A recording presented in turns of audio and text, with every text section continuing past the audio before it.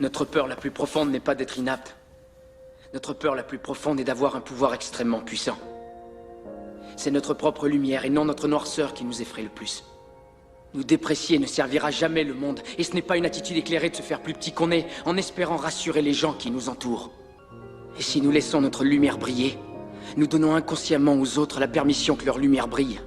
Si nous sommes libérés de notre propre peur, notre présence suffit alors à libérer les autres.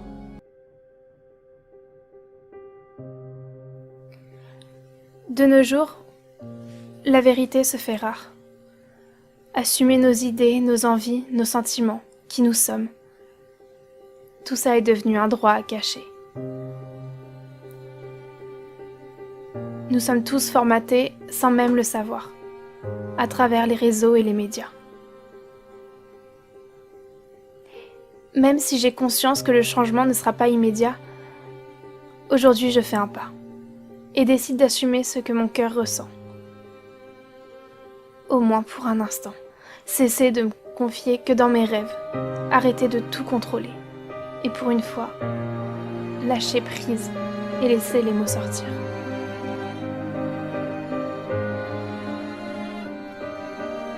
On ne s'est pas épargné. On s'est aimé au-delà de tout. Mais on s'est tout autant déchiré. Et on s'est regardé crever sans se l'avouer. Le lien ne s'est jamais rompu, même quand nos âmes n'en pouvaient plus.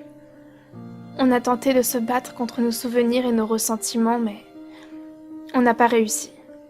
Et on est reparti. On s'est perdu l'espace d'un instant. Nos corps menus se sont unis pour ne former qu'un, comme si rien n'avait changé. Et pourtant le temps est passé, mais le manque était commun.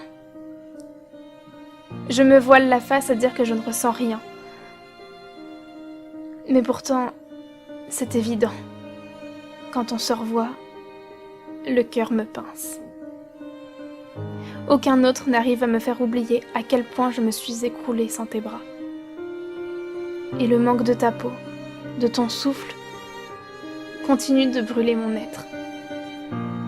Au jour d'aujourd'hui, mon cœur n'est plus qu'un amas de peine.